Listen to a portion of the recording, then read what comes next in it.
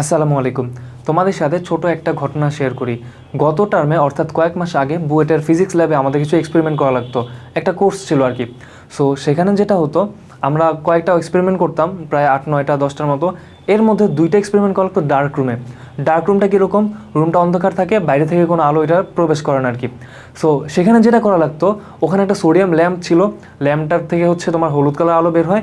ওই আলোর নিচে আমার কিছু জিনিস অবজার্ভ করা লাগতো মাইক্রোস্কোপের সাহায্যে। তো হঠাৎ করে খেয়াল করলাম কি, আমার হাতে ছিল একটা সবুজ কালারের পেন্সিল।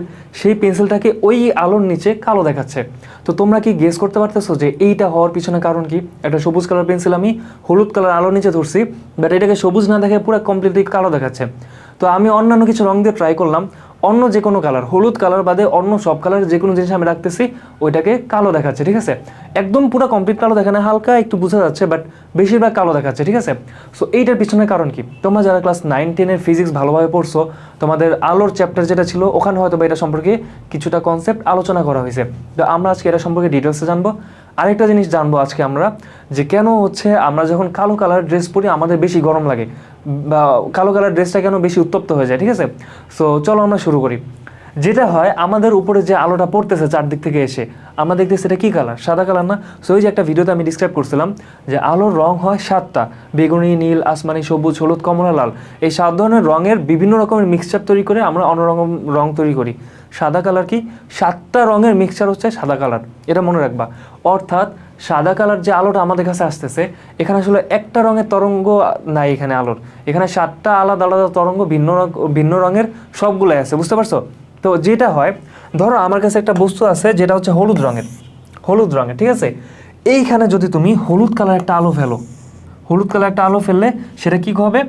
আবার ব্যাক করবে, রিফ্লেকশন হবে। বুঝতে পারছো? অর্থাৎ এটাতে কোনো সমস্যা নাই। হলুদ কালারের উপরে তুমি হলুদ কালার আলোটা ফেলছো, ও আবার আমার চোখে আসবে বা আমাদের চোখে আসবে, আমরা জিনিসটা দেখতে পাবো।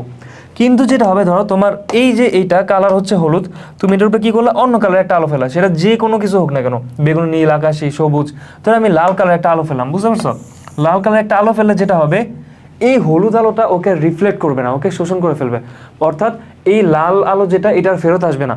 অর্থাৎ এইখান থেকে আমি যদি তাকাই কিছু দেখতে পারবো না। বুঝতে পারছো? এই যে যেই বস্তুটার উপর, এই যে হলুদ বস্তুটা যে ছিল, এই হলুদ বস্তুটা আমি কখন দেখবো বলো? এটার উপরে আলো পড়বে, আলোটা প্রতিফলিত হয়ে আমার চোখে আসবে, তখন কিন্তু আমি বস্তুটা দেখবো। কিন্তু এখন কি হলো, কোনো আলো এটা থেকে আমার চোখে ফেরত আসে নাই। তো আমি কি দেখবো? এটাকে অন্ধকার দেখবো। অর্থাৎ এটাকে আমি দেখবো যে কোনো আলো এটার উপরে নাই। অর্থাৎ এই জিনিসটা যে অস্তিত্ব আছে, এটা আমি বুঝতে পারবো না, কারণ এটা পুরো অন্ধকার দেখা যাবে। বুঝতে পারছো?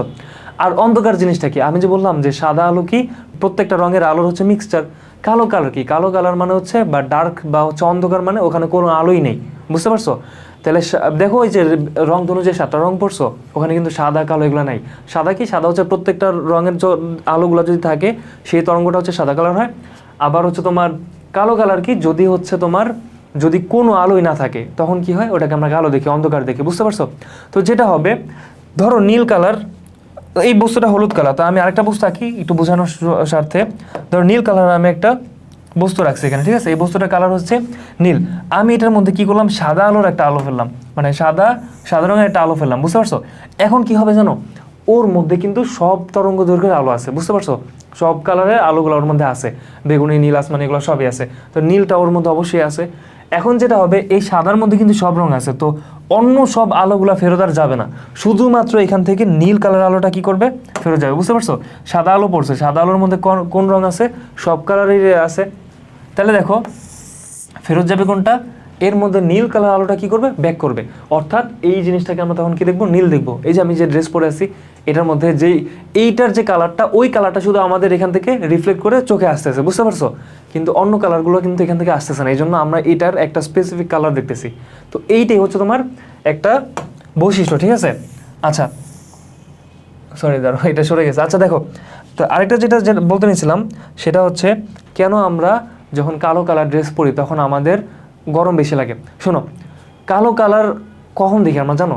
একটা বস্তু যখন সব আলোকে শোষণ করে ফেলে, অর্থাৎ ওর মধ্যে সব আলো এসে শোষিত হয়ে গেছে, ওই আলোটার ব্যাক করে নেয় আমাদের চোখে। কোনো কালার যেহেতু ওর মধ্যে থেকে আসে নাই, আমরা এটাকে কি দেখব, কালো কালার দেখব। সো কালো কালারের এটাই হচ্ছে মেন একটা যে কালো কালার বলতে কোনো কালার না, এটা ধরো এই যে বোর্ডটা কালো দেখতেছো না, এর মানে এটার উপর লাইট পড়তেছে ঠিকই, পর ব্যাক করতেছে না, বুঝতে পারছো? বোর্ডটা হচ্ছে কি করতেছে, লাইটটাকে শোষণ করে নিতেছে। সো এই যে দেখো একটা আলো শোষণ করে নিল, অর্থাৎ একটা আলোক শক্তিকে ও শোষণ করে নিছে। সো এই আলোক শক্তিটা কি হবে জানো, তাপ শক্তিতে রূপান্তরিত হবে। অর্থাৎ ধরো আমি একটা কালো গেঞ্জি পরছি, এই গেঞ্জির মধ্যে একটা আলো পড়তেছে, আলো পড়ার পর এই যে গেঞ্জিটা এটা কি করবে, আলোটাকে শোষণ করে নেবে, আমাদের চোখে আলোটা ফেরত যাবে না, রিফ্লেক্ট করবে না। তো যেটা হবে, এই যে একটা আলো নিচে, আলোর শক্তিটা তখন আমার শরীরে যে তাপ শক্তিতে রূপান্তরিত হবে, অর্থাৎ এই যে আমার ড্রেসের মধ্যে যে পড়লো ওই আলোক শক্তিটা তখন কিছুটা তাপে রূপান্তরিত হবে।